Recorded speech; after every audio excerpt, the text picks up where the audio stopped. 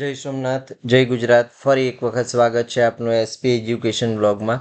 આ વિડીયોમાં જોઈશું આપણે વિષય વ્યક્તિક કર આયોજન અને સંચાલનમાં યુનિટ મકાન મિલકતની આવક માટે કર આયોજન, જે દાખલો સૌરાષ્ટ્ર યુનિવર્સિટી 2025માં પ્રશ્ન નંબર 3ના ક્રમાંકે પૂછાયેલ છે. તેનો ઉકેલ. દાખલાનું નામ છે શ્રી અમરીશ ત્રિવેદી. તો આ દાખલો સૌરાષ્ટ્ર યુનિવર્સિટી 2025માં પ્રશ્ન નંબર 3ના ક્રમાંકે પૂછાયેલ હતો. તેનો ઉકેલ મેળવીશું. તો દાખલો ગણતા પહેલા સૌ પ્રથમ કરીશું આપણે રકમ જોઈશું અને ધ્યાનમાં લઈશું કઈ બાબતો ધ્યાનમાં લેવાની છે.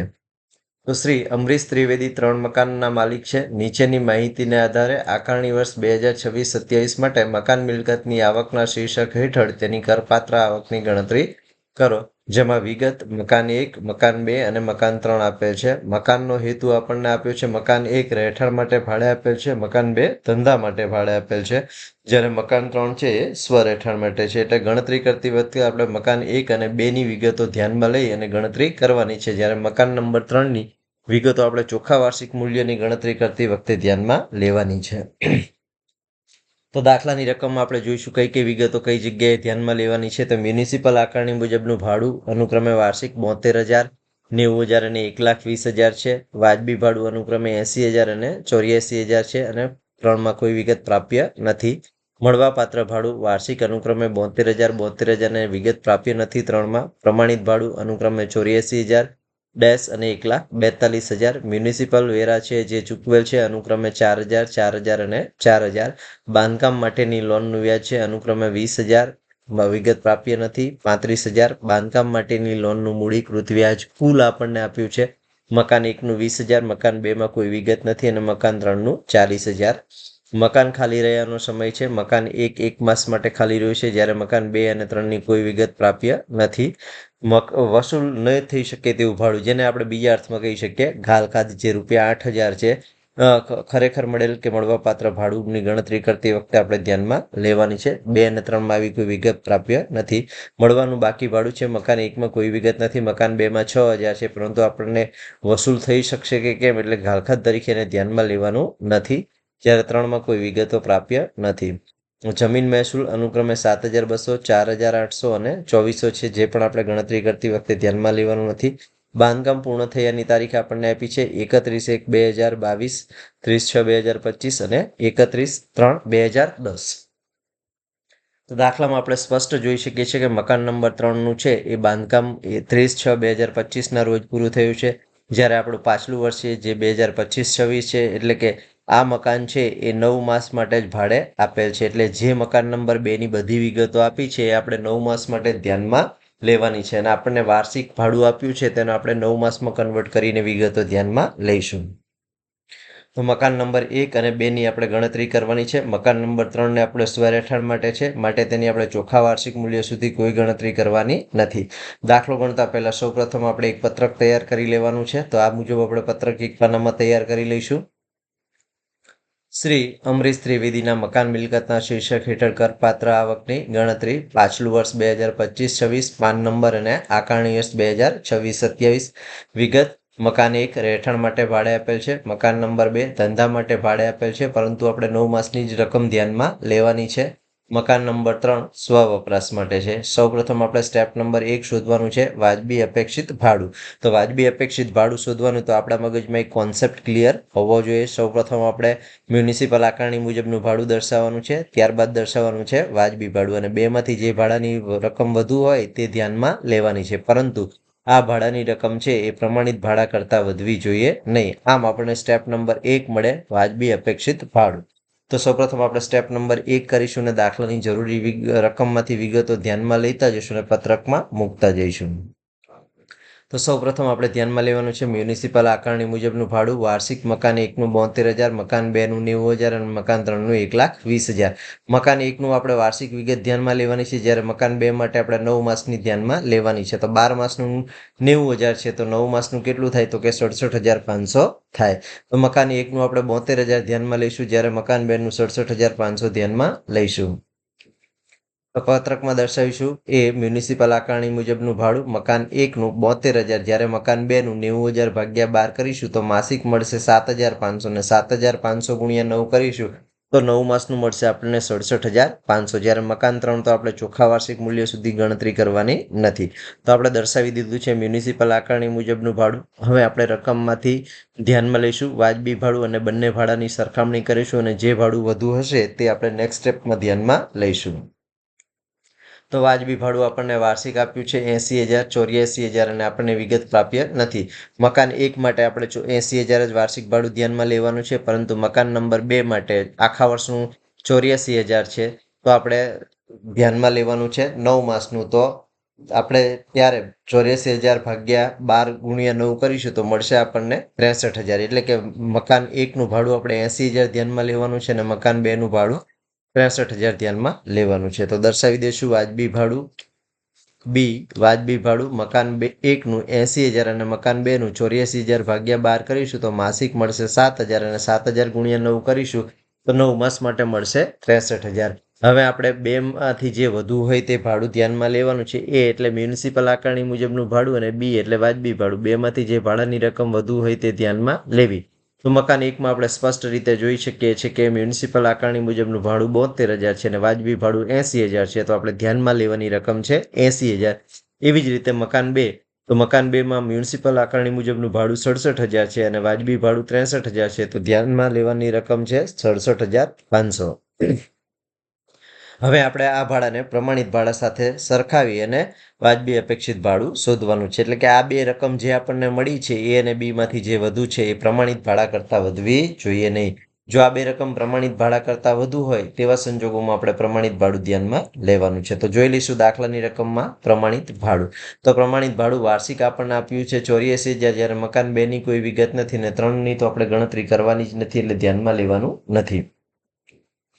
તો દર્શાવી દઈશું પત્રકમાં પ્રમાણિત ભાડું મકાન 1નું 84,000 અને મકાન 2ની કોઈ વિગત નથી. હવે ઉપર બંનેમાંથી જે ઓછું હોય તે અપેક્ષિત ભાડું ધ્યાનમાં લેવાનું છે. તો મકાન 1માં આપણે જોઈ શકીએ છીએ કે 80,000 અને 84,000માંથી ઓછી રકમ 84,000 છે. માટે મકાન 1નું અપેક્ષિત ભાડું બનશે 80,000. જ્યારે મકાન 2માં પ્રમાણિત ભાડું નથી આપ્યું એટલે ઉપર મુજબનું ભાડું આપણે ધ્યાનમાં લેવાનું છે 67,500. તો આપણને સ્ટેપ નંબર 1 મુજબ અપેક્ષિત ભાડું મળી ગયું છે. અનુક્રમે મકાન 1નું 80,000 અને મકાન 2નું 67,500. હવે આપણે મળવાપાત્ર ભાડું ધ્યાનમાં લેવાનું છે. એટલે કે સ્ટેપ નંબર 2 કરવાનું છે ખરેખર મળેલ કે મળવાપાત્ર ભાડું. તો ખરેખર મળેલ મળવાપાત્ર ભાડું 72,000 આપણને આપ્યું છે મકાન 1નું અને મકાન 2નું પણ 72,000 છે. તો મકાન 2માં આપણે 9 માસનું ધ્યાનમાં લેવાનું છે. 12 માસનું 72,000 છે તો 9 માસનું 54,000 રૂપિયા થાય. તો અનુક્રમે 72,000 અને 54,000 ધ્યાનમાં લઈશું. તો લખીશું સ્ટેપ નંબર 2 મુજબ ખરેખર મળેલ કે મળવાપાત્ર ભાડુંમાં વાર્ષિક ભાડું મકાન 1નું 72,000, જ્યારે મકાન 2નું 72,000 ભાગ્યા 12 કરીશું તો 1 માસનું મળશે 6,000 અને 6,000 ગુણ્યા 9 કરીશું તો 9 માસનું મળશે આપણને 54,000. હવે દાખલામાં આપણને જો વસૂલાવેલ ન વસૂલી શકાય એવું ભાડું હોય, ન વસૂલી શકાય એવું એટલે કે ઘાલખાદ તરીકેનું ભાડું હોય તો એ બાદ કરવાનું છે. તો દાખલામાં આપણે જોઈશું કે વસૂલ ન થઈ શકે તેવા ભાડાની રકમ રૂપિયા મકાન 1માં 8,000 છે, જેને બીજા અર્થમાં આપણે ઘાલખાદ કહીએ. તો આ રકમ છે એ ખરેખર મળેલ કે મળવાપાત્ર ભાડામાંથી બાદ કરવાની છે. તો બાદ કરીશું ખરેખર વસૂલ ન થઈ શકે તેવું ભાડું મકાન 1માં 8,000 અને 2માં કોઈ વિગતો નથી.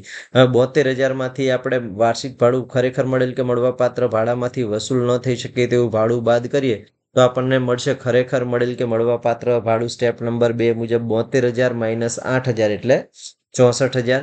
જ્યારે 54,000માં કોઈ જ વિગતો નથી એટલે મળશે આપણને 54,000. હવે આપણું સ્ટેપ નંબર 1 પણ થઈ ગયું છે અને સ્ટેપ નંબર 2 પણ થઈ ગયું છે. તો સ્ટેપ નંબર 1 અને 2 ને આધારે આપણે સ્ટેપ નંબર 3 કરવાનું છે. અને સ્ટેપ નંબર 3 કરતી વખતે આપણે સ્ટેપ નંબર 1 અને 2માંથી જે ભાડાની રકમ વધુ હોય તે ધ્યાનમાં લેવાની છે. તો કરીશું આપણે સ્ટેપ નંબર 3. તો સ્ટેપ નંબર 1 અને 2માંથી જે ભાડાની રકમ વધુ હોય તે ધ્યાનમાં લેવી. તો આપણે જોઈ શકીએ છીએ કે સ્ટેપ 1માં 80,000 ભાડાની રકમ છે અને સ્ટેપ 2માં 64,000 છે. તો વધુ રકમ કઈ છે તો કે 80,000. તો સ્ટેપ નંબર 3માં મકાન 1ની રકમ ધ્યાનમાં લઈશું 80,000.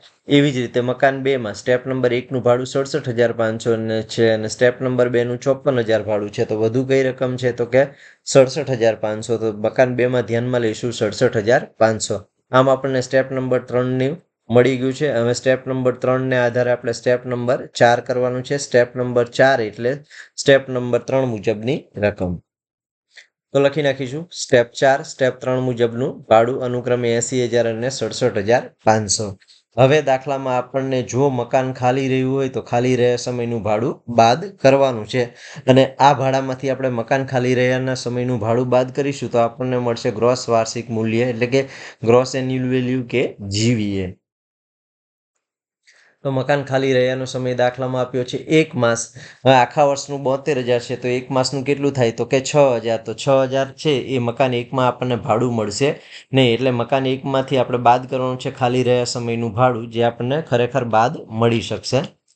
તો બાદ કરીશું મકાન ખાલી રહ્યા સમયનું ભાડું. મકાન 1 72,000 ભાગ્યા 12 કરીશું અને 1 માસ ખાલી રહ્યું છે તો મળશે આપણને 6,000. મકાન નંબર 2માં મકાન ખાલી રહ્યું છે નહીં, એટલે કોઈ વિગતો આપી નથી. હવે સ્ટેપ નંબર 4ના ભાડામાંથી મકાન ખાલી રહ્યા સમયનું ભાડું બાદ કરીએ તો મળે આપણને ગ્રોસ વાર્ષિક મૂલ્ય. 80,000 માઇનસ 6,000 કરશું તો મળશે આપણને 74,000 અને મકાન 2નું મળશે આપણને 67,500. તેવી જ રીતે આપણે હવે આ રકમમાંથી મ્યુનિસિપલ કરવેરા બાદ કરવાના છે, અને મ્યુનિસિપલ કરવેરા છે એ આપણને ચૂકવેલા આપ્યા છે, એટલે એને આપણે 9 માસના છે કે એવું ફેરવવાની જરૂર રહેતી નથી. તો ગ્રોસ વાર્ષિક મૂલ્યમાંથી આપણે બાદ કરીશું મ્યુનિસિપલ કરવેરા તો મળશે આપણને ચોખ્ખું વાર્ષિક મૂલ્ય. તો મ્યુનિસિપલ વેરા આપણને દાખલામાં આપ્યા છે ને એ પણ ચૂકવેલ આપ્યા છે બંને મકાન માટે. મકાન 1ના 4,000 અને મકાન 2ના પણ 4,000. તો બંને રકમો છે એ આપણે ગ્રોસ વાર્ષિક મૂલ્યમાંથી બાદ કરીશું. તો બાદ કરીશું ગ્રોસ વાર્ષિક મૂલ્યમાંથી મ્યુનિસિપલ કરવેરા મકાન 1ના 4,000 અને મકાન 2ના પણ 4,000. ગ્રોસ વાર્ષિક મૂલ્યમાંથી કરવેરા બાદ કરતા આપણને મળશે ચોખ્ખું વાર્ષિક મૂલ્ય. તો 74,000 માઇનસ 4,000 કરીશું તો આપણને મળશે ચોખ્ખું વાર્ષિક મૂલ્ય 70,000 અને 67,500 માઇનસ 4,000 કરીશું તો મળશે આપણને મકાન 2નું વાર્ષિક મૂલ્ય 63,500. હવે આપણે મકાન નંબર 3ની ગણતરી અહીંથી ધ્યાનમાં લેવાની છે અને ચોખ્ખું વાર્ષિક મૂલ્ય છે આપણે શૂન્ય દર્શાવી દેવાનું છે.